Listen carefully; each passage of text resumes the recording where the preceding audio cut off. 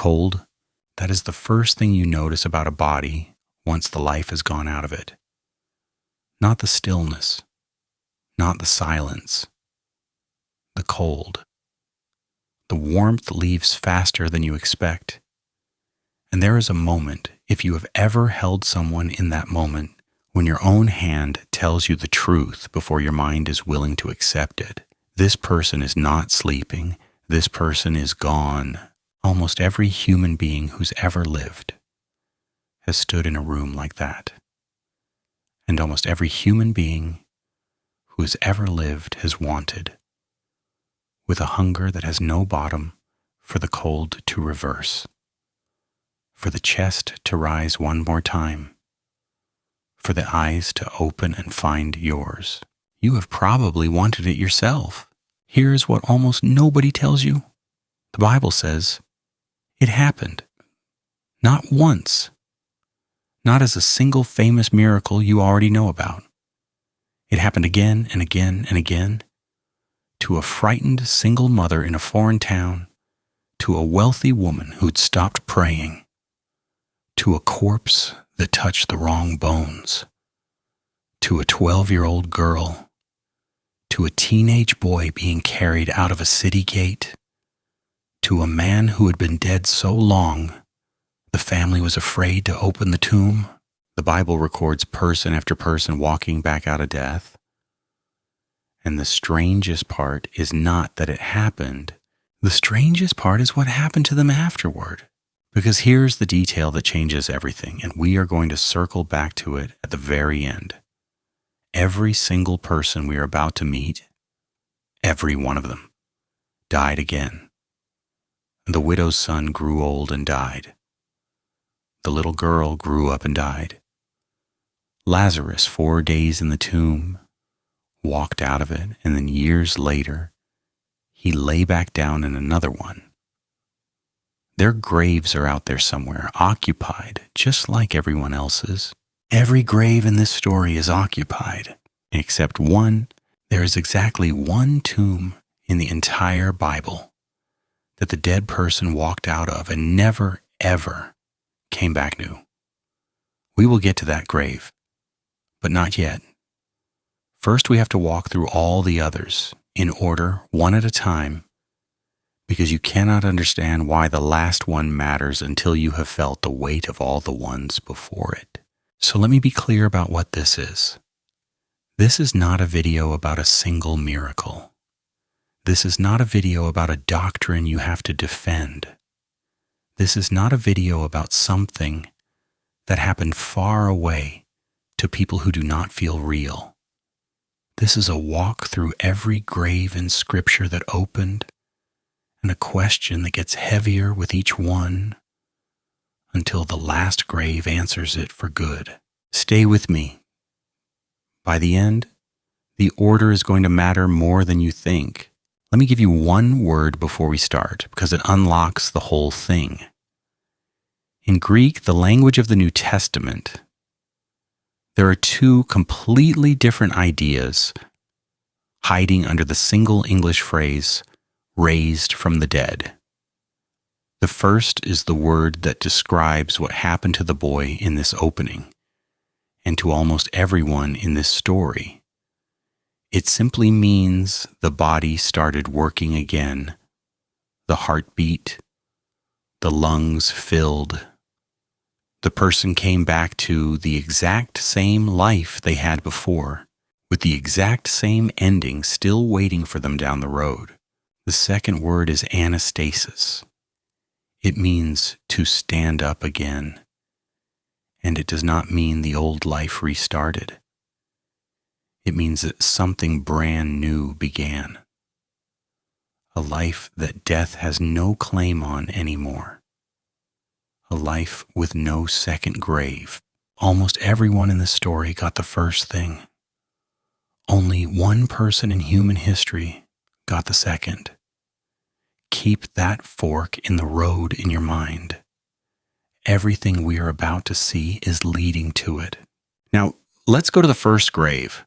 It is roughly 900 years before Jesus is born in a coastal town called Zarephath, which is not even in Israel. It is foreign territory, the homeland of the very people Israel was usually at war with. There is a famine so severe that people are dropping in the streets, and in a small house near the edge of town, a widow is keeping a stranger alive. The stranger is the prophet Elijah.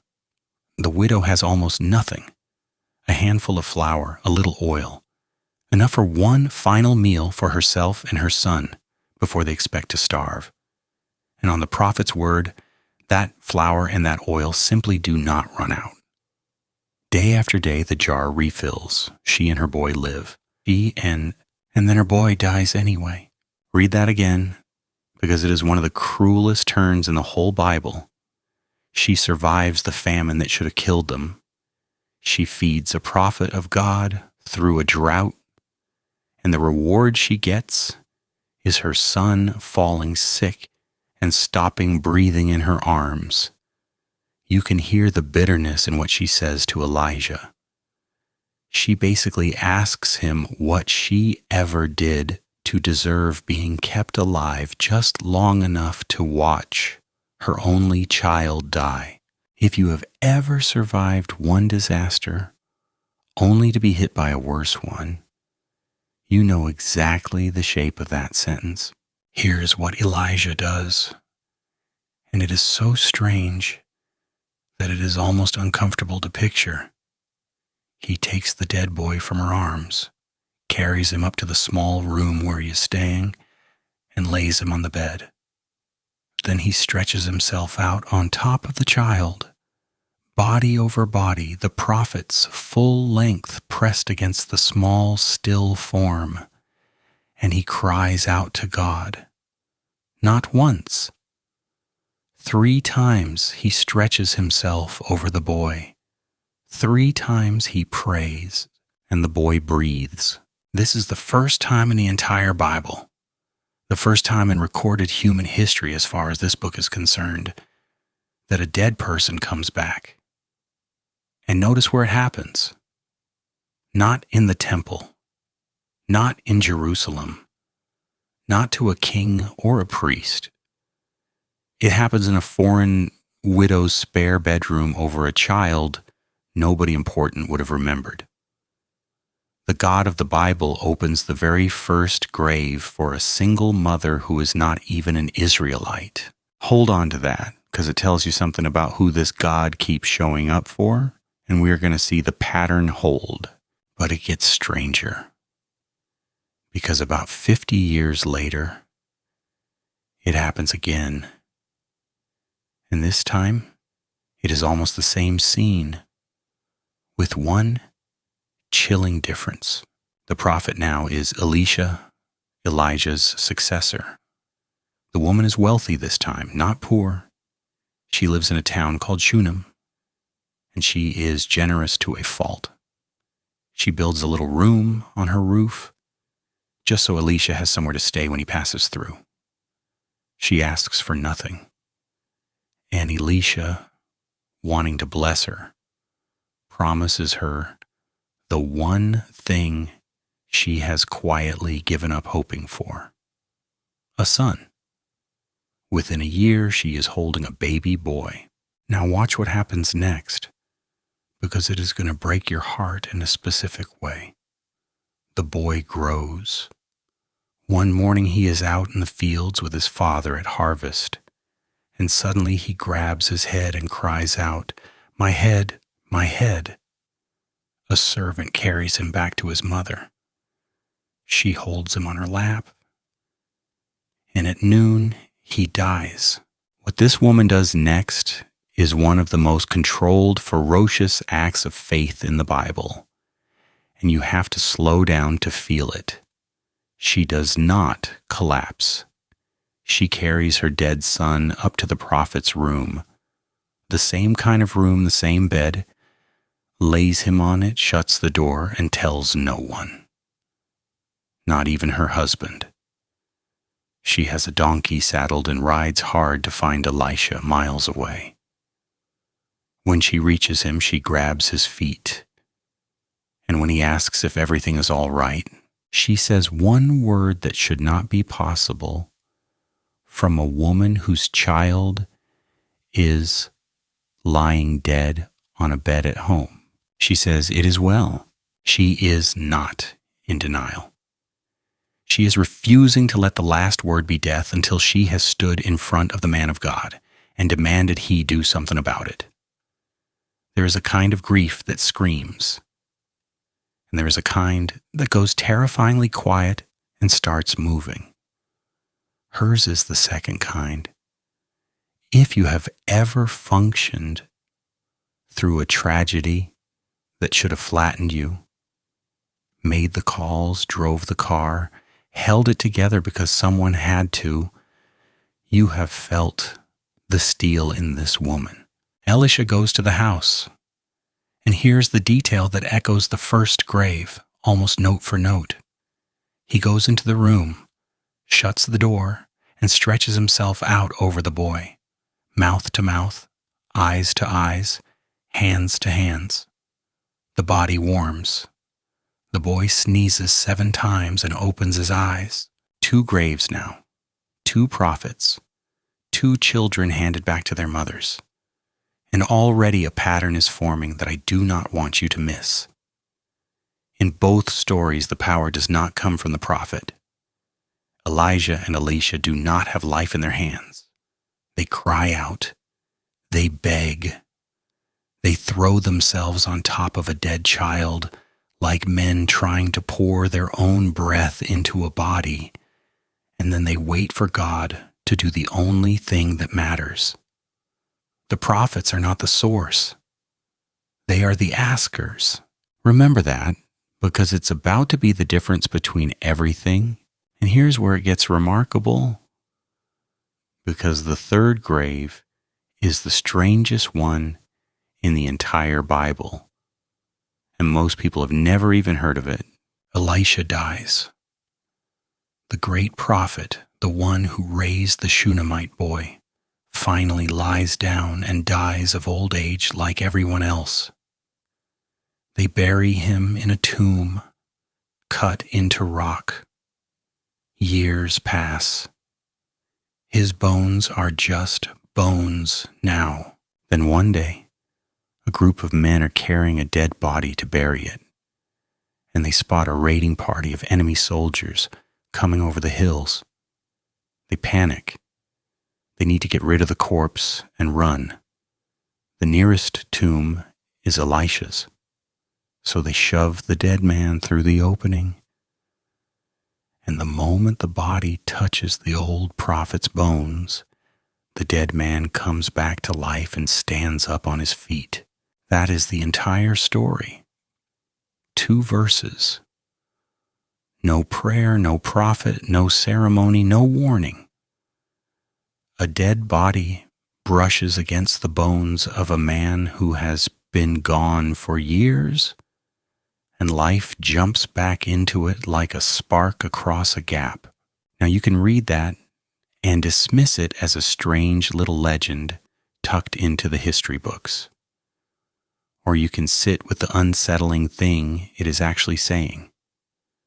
There was something in that man, in his very bones, that death could not fully neutralize. The power that worked through Elisha while he was alive did not switch off when he stopped breathing. It is the Bible's quiet way of insisting that the God behind these miracles is not bound by the death of his servants. The asker died. The one being asked did not. 3 graves. And we have not even reached the part of the story most people actually came for, because everything so far is the Old Testament setting the stage. Everything so far is the warm-up. The prophets could open a grave by begging heaven for it, but there is coming a man who will open graves with his voice. Before we walk up to him, I have to ask you something, and I mean it. If a video that takes you grave by grave through scripture like this is something you want more of, slow, specific, honest, about the hard parts, then subscribe, because that is exactly what this channel exists to do, and the next ones get deeper. And do me one favor while you're here. Drop a comment with the name of someone you have stood beside in that cold room. You do not have to explain. Just the name. I read them, and there is something that happens when a community grieves out loud together instead of alone. Now, let's keep walking. The fourth grave belongs to a 12-year-old girl, and the man walking toward it is named Jesus. Her father is named Jairus, and he is not a nobody. He is a ruler of the local synagogue, when a respected, important man, the kind of man who has a reputation to protect, and he throws all of it on the ground at Jesus' feet, in public, in front of everyone who knows him, because his little girl is dying and respectability is worth nothing to a father in that moment. He begs Jesus to come, and Jesus goes. But on the way, he gets stopped. A sick woman in the crowd reaches out and touches him, and Jesus halts everything to deal with her gently, to look her in the eye, to call her daughter. It is a beautiful moment, and it is agony for Jairus, because every second Jesus spends with the woman is a second his daughter does not have. You can feel the clock. You have felt that clock in a waiting room, in a hallway, watching the one person who can help you take their time with someone else. Then the messengers arrive with the words every parent dreads. Do not bother the teacher anymore. Your daughter is dead. It is over. They are too late. And Jesus turns to a shattered father and says something that on any normal day would be insane to say to a man whose child just died. He says, do not be afraid, only believe. When they reach the house, it is already full of professional mourners, wailing, the noise of a death that everyone has accepted. Jesus says, the girl is not dead but sleeping, and the crowd laughs at him. They laugh. They have seen the body. They know what dead looks like. He puts them all out. He takes the girl's father and mother and a few of his closest followers, and he goes into the room where she lies. And here the Bible does something it almost never does. It records the exact words Jesus spoke in his own language, not in Greek translation, but in the Aramaic that came out of his mouth. He takes the dead child by the hand and says, Talitha koum. It means, little girl, get up. That is all. No throwing himself across the body, no crying out to heaven 3 times, no begging. He talks to her the way you would talk to a child you were waking for school. Little girl, get up. And she does. She stands and she walks. And Jesus, in a detail so tender it almost hurts, tells them to get her something to eat. The God who just defeated death in a back bedroom is also concerned that a 12-year-old is probably hungry. Sit in that detail for a second, because it tells you what kind of power this is. It would have been easy to make this moment huge. Lightning, trumpets, a crowd outside gasping. Instead, the whole thing happens in a small room with the door shut, and the first practical thought afterward is that the kid needs lunch. This is not a God performing for an audience. This is a God who walks into the most catastrophic moment of a family's life, fixes it with 2 soft words, and then quietly makes sure the child eats. If you have ever wished for a faith that was less about spectacle and more about someone actually showing up in the room with you, psych, nor this is the room. Do you feel the shift? The prophets begged. This man commands Elijah stretched his whole body over a corpse and pleaded with God for the breath of a child. Jesus takes a hand and says 2 words. The asker has become the source, and he is just getting started. The 5th grave is not even in a tomb yet. It is moving down a road on the shoulders of grieving men in a town called Nain. Picture the scene because Luke paints it with painful precision. A funeral procession is coming out through the town gate. On the open bier, no coffin, just a wooden plank, lies a dead young man, and walking behind him is his mother. She is a widow. Her husband is already gone, and this young man was her only son. Stop and do the math on what that means in that world. A widow with no husband and no son had no income, no protection, no standing, nothing. This is not only the loss of her child, it is the loss of every future she had left. She is walking behind the one body that held up her entire life. And a large crowd is walking with her, because everyone in that town knows she has just lost everything. Jesus is coming the other way into the town with his own crowd. The 2 crowds meet at the gate, one full of life, one full of death, and they collide right there in the gateway. And the Bible tells you exactly what moved Jesus, and it is not what you might expect. He does not see a teaching opportunity. He does not see a chance to prove who he is. The text says when he saw her, the mother, his heart broke. The Greek word is visceral. It describes being moved in the gut, in the deepest place. He looks at this woman, and before anyone says a word, he says to her, "Do not weep." Then he walks over and touches the bier. Everyone carrying it freezes, because touching a dead body made you ceremonially unclean, and you did not just reach out and grab a funeral bier. The procession stops dead, and into that silence, Jesus says, "Young man, I say to you, arise." The dead boy sits up and begins to talk. And Luke gives us the line that breaks me every time. And he gave him back to his mother. Nobody asked. That is what you have to see, the widow of Zarephath asked. The Shunammite woman rode for miles and grabbed the prophet's feet. Jairus fell down and begged. But this widow of Nain never said a single word.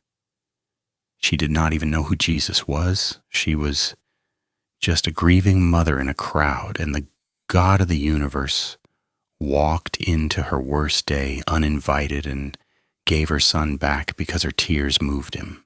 If you have ever felt like your grief was invisible, like you were just one more person in one more crowd, and nobody powerful was ever going to notice, sit in that gateway for a minute.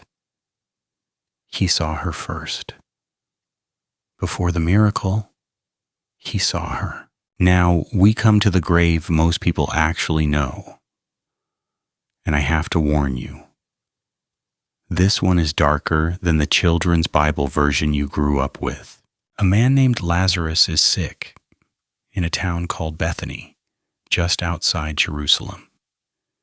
He has 2 sisters, Mary and Martha, and Jesus loves all 3 of them deeply. The text says so plainly. The sisters send word, "The one you love is sick. Come." And Jesus does not come. He waits 2 more days on purpose while his friend dies. Let that sit there because it is one of the most difficult things in the Gospels. Jesus loved this family. He had the power to heal from a distance. He had done it before. And he deliberately stayed away until Lazarus was dead and buried. When he finally heads to Bethany, both sisters meet him with the same sentence. the sentence that has been screamed at God in 10,000 hospital parking lots since. Lord, if you had been here, my brother would not have died. If you have ever believed God could have stopped something and chose not to, you are standing exactly where Mary and Martha stood, and the Bible does not scold them for it. By the time Jesus arrives, Lazarus has been in the tomb 4 days. And that number is not random. It is the whole point. And here's the piece almost nobody explains. In Jewish belief of that era, there was an idea that the soul of a dead person lingered near the body for 3 days, and that there was still some faint hope until then. But by the 4th day, the soul was understood to be gone for good. The body had begun to decay. 3 days, there was a sliver of hope.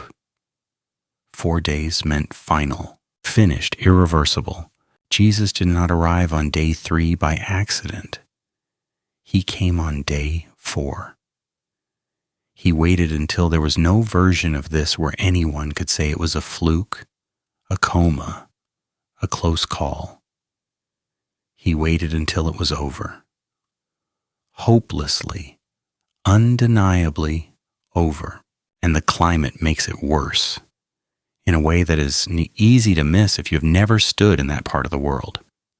The Jewish historian Josephus, writing in that same century, describes a culture where the dead were buried fast the same day, before sundown, if at all possible.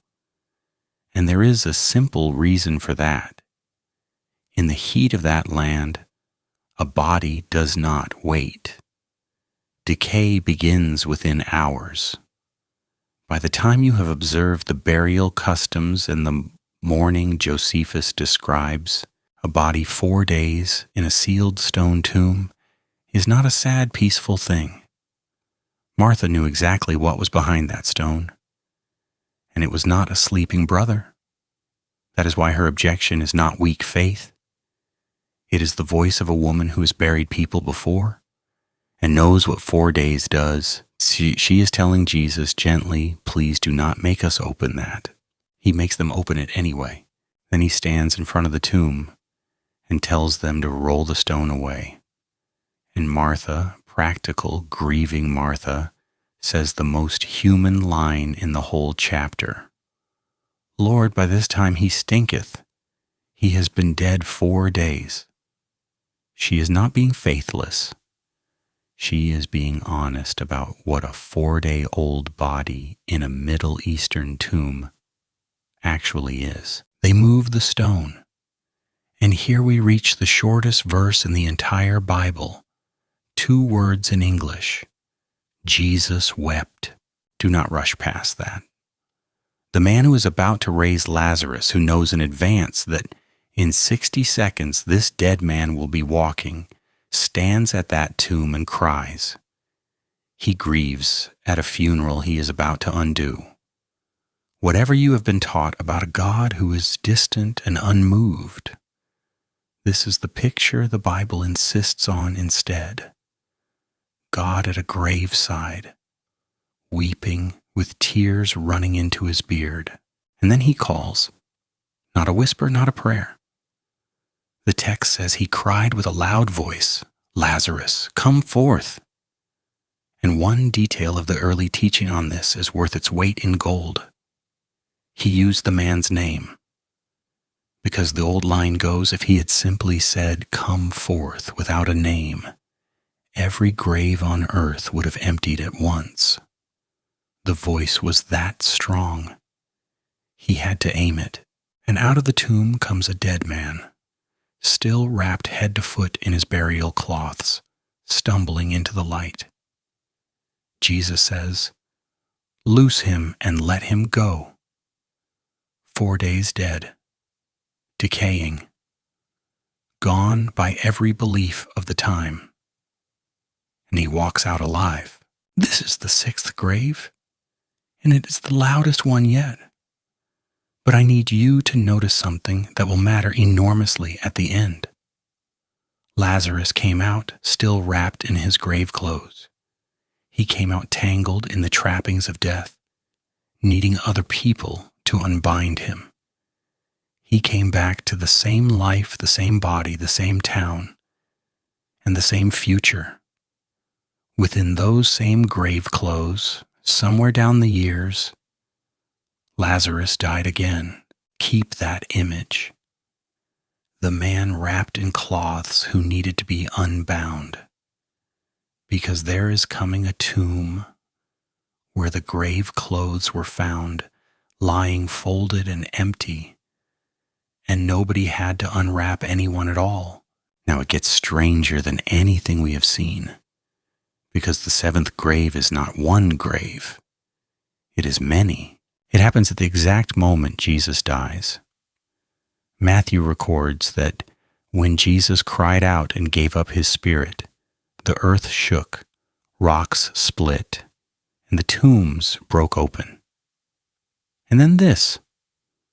Many bodies of holy people who had died were raised, and after Jesus' own resurrection, they came out of the tombs and went into the holy city and appeared to many people. That is one of the most underread passages in the New Testament. We do not get their names. We do not get their stories. We just get the staggering image. Graves all over Jerusalem, cracking open at the moment of the crucifixion, and the dead walking back into the city to be seen by people who had buried them. Imagine being one of those people. Imagine looking up from your grief in the street and seeing someone you mourned alive, walking toward you, because the death of Jesus had torn something open in the fabric of the world. Here's what most people miss about this one. Every grave we have looked at so far was opened by someone reaching down into death from the outside. A prophet praying, Jesus speaking. But these tombs opened at the moment Jesus himself went into death. He did not raise these people by standing over them. He raised them by dying, by going down into the very thing that held them. The doctor didn't call the patients from the doorway this time. The doctor went down into the disease. And think about the timing the text is so careful to give you. It says these holy ones were raised when Jesus died, but that they did not come out and walk into the city until after his own resurrection. They waited. Even in death, even already raised, they waited for him to go first, as if death itself understood that there was an order to this, that someone had to lead the way out before the rest could follow. These nameless people, whoever they were, a grandmother, a faithful old man, somebody's child gone too soon. They were the first procession out of the grave behind a leader who had just blown the doors off the whole thing. We do not know who they were. We know they walked into Jerusalem and let people see them, which is the Bible's quiet way of saying this was not a private rumor. This was witnessed. People who had attended these funerals now stood face to face with the deceased on a public street. We will come back to what that means. But first, while we are catching our breath, let me ask you something directly, because we are past the halfway point and the heaviest part is still ahead. If you are still here, if you have walked through 6 graves with me and you are feeling the weight of it, then you are exactly the kind of person this is for. So if you have not yet, subscribe and turn on notifications, because the final grave in this video is the one everything else has been pointing at, and I do not want you to miss where it goes. And here's a real question for the comments. Not a throwaway one. Of all the people we have met, the foreign widow, the quiet Shunammite, Jairus, the mother at Nain, the sisters at Bethany. Which grief felt the most like your own? Tell me below. Somebody reading needs to know they are not the only one. Now let's finish this. The 8th grave belongs to a woman the early church loved, and her death nearly broke them. Her name was Tabitha, and in Greek, they called her Dorcas. She lived in a coastal town called Joppa, and she was, in the plainest words, good. The Bible says she was full of good works and acts of charity, and specifically, that she made clothing for the widows of the town with her own hands. She was the kind of person who holds a community together quietly, the one everyone relies on and nobody thinks enough until she is gone. And then she got sick and died. And the grief in that town was so sharp that when the believers heard the Apostle Peter was nearby, they sent 2 men running to beg him to come quickly. When Peter arrived, the room was full of widows weeping, and they were not just crying. They were holding up the tunics and the coats Dorcas had made for them, showing Peter the evidence of a life poured out for other people. Her funeral was a room full of clothing made by hands that were now still. Watch what Peter does, because the pattern from the very first grave comes all the way back.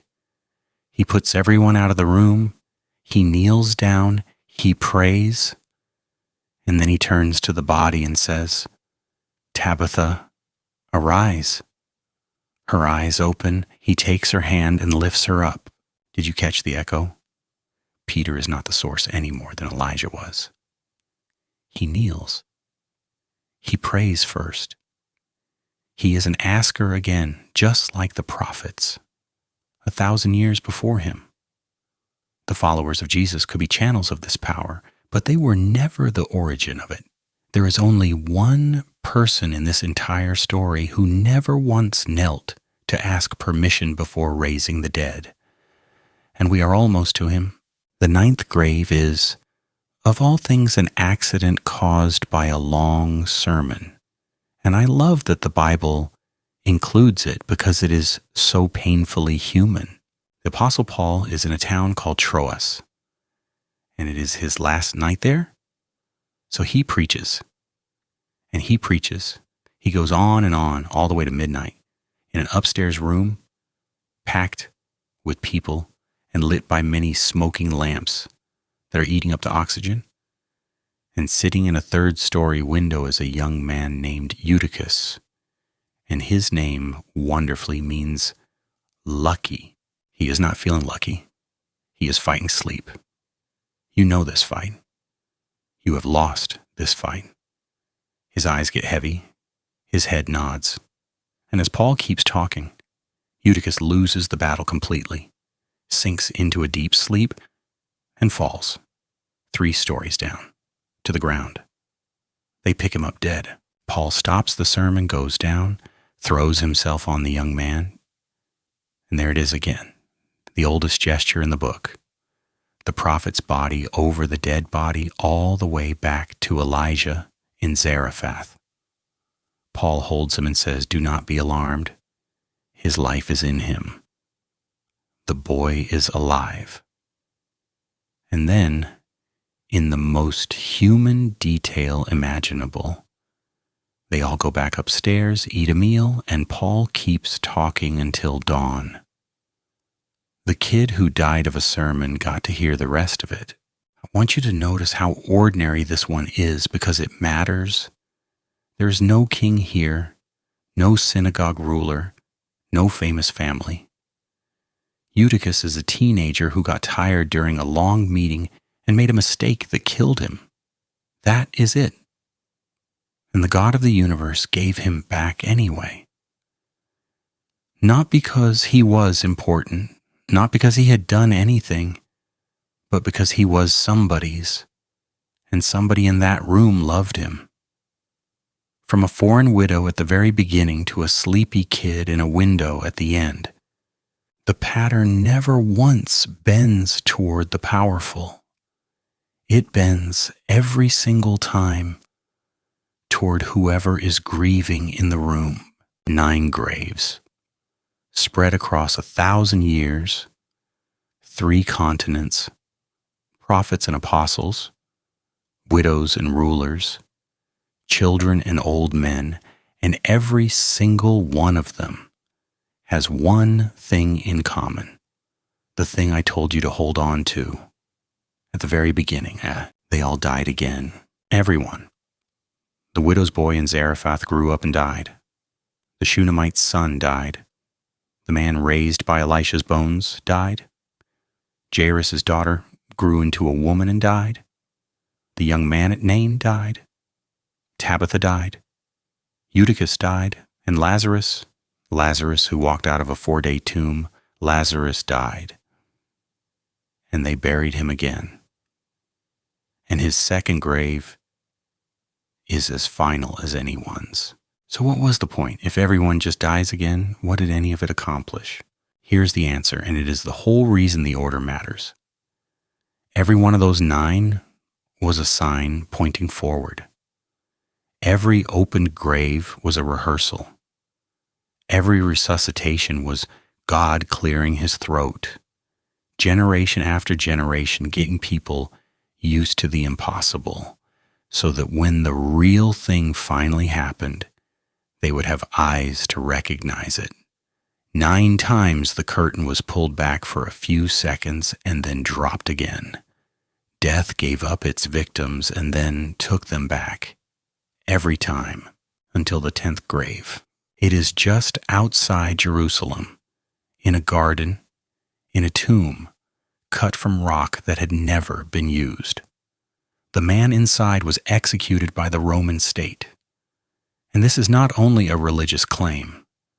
The Roman historian Tacitus, writing for a pagan audience that had no reason to flatter Christians, records flatly that Christ was put to death by the governor Pontius Pilate.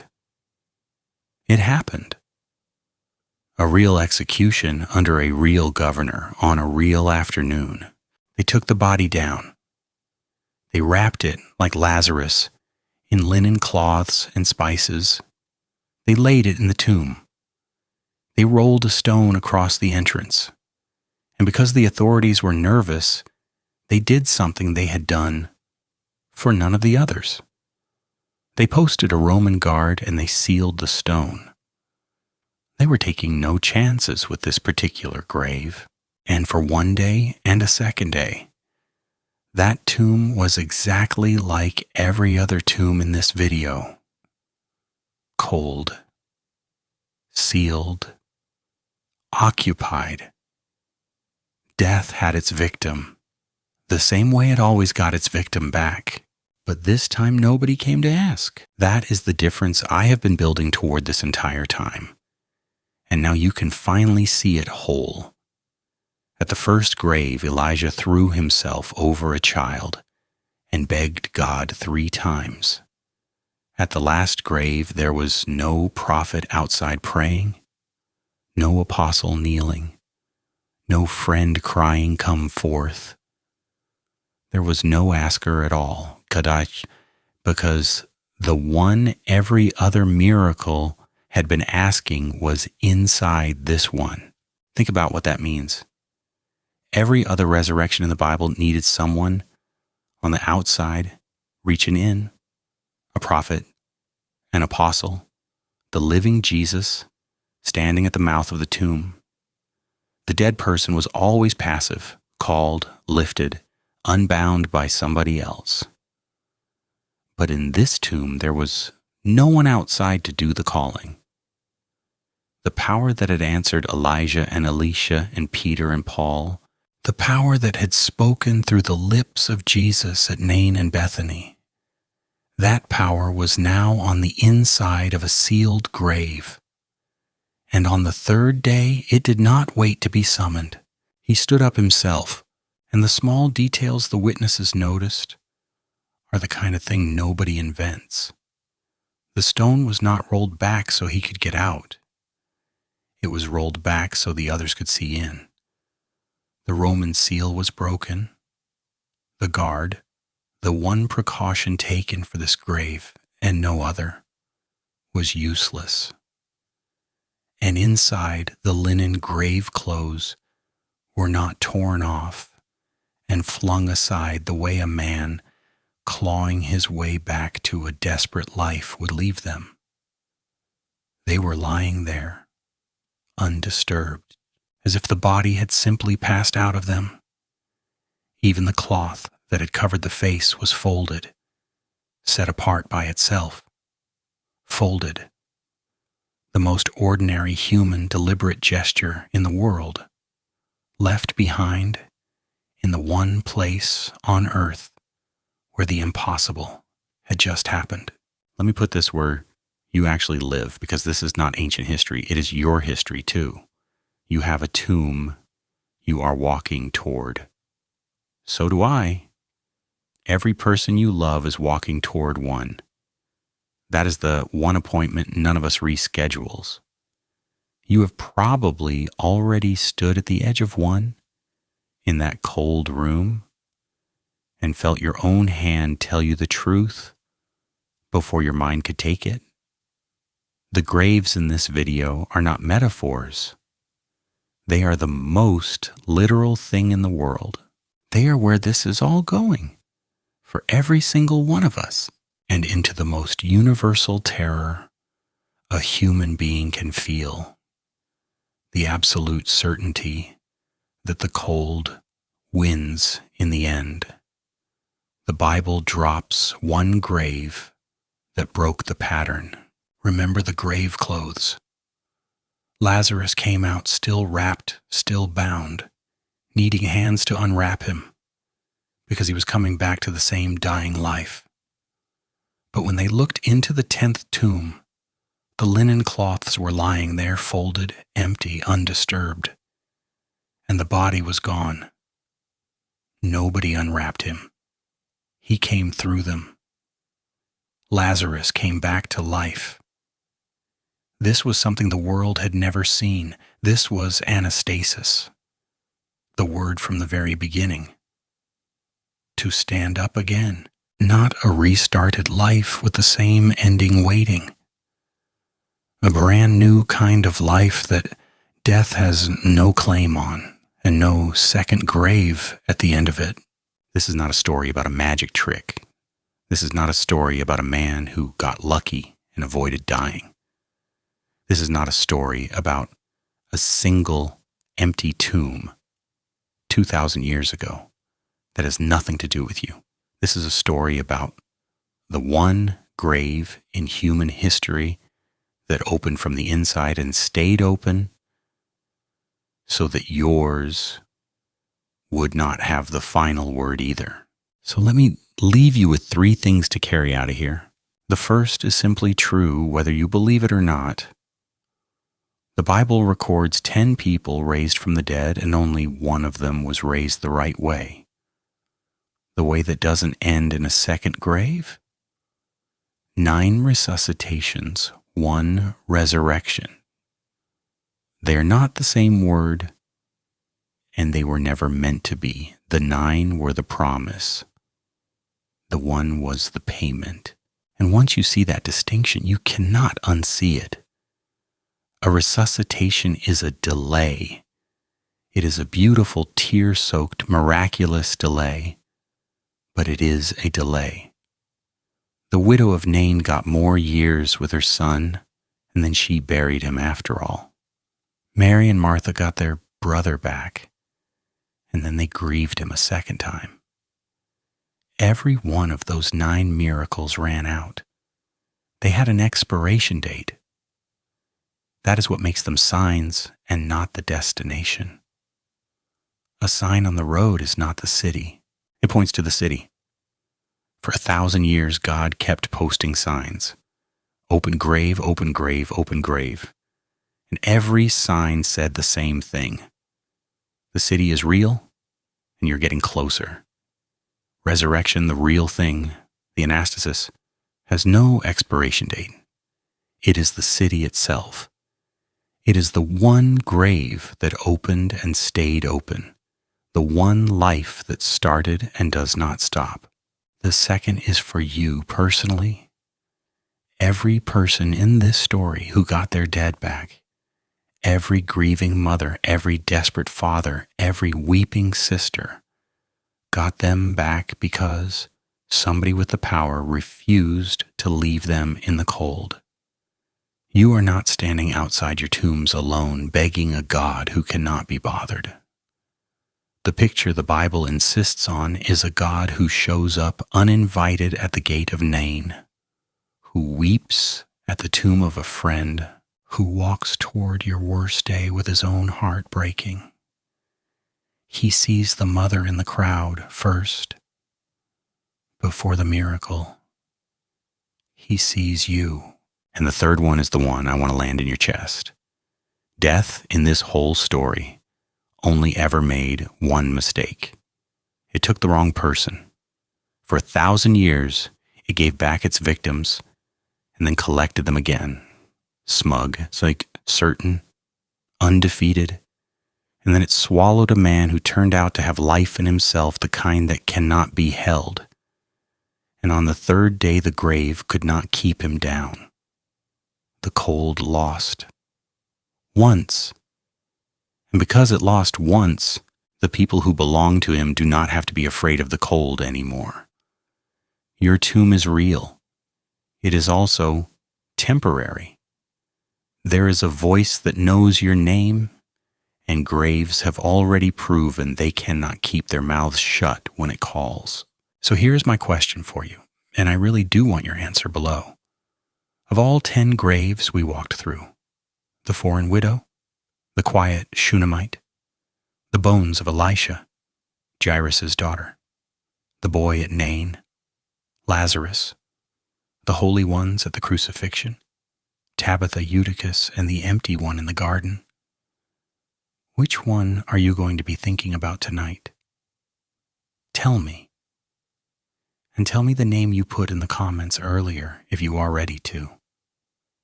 Let's not grieve alone. If this walk meant something to you, subscribe and stay, because we are going to keep opening hard chapters of this book, one careful grave at a time. You came in afraid of the cold. I hope you leave knowing it has already been beaten once, and that the one who beat it knows exactly where your tomb is and exactly what your name is, and has absolutely no intention of leaving you in it.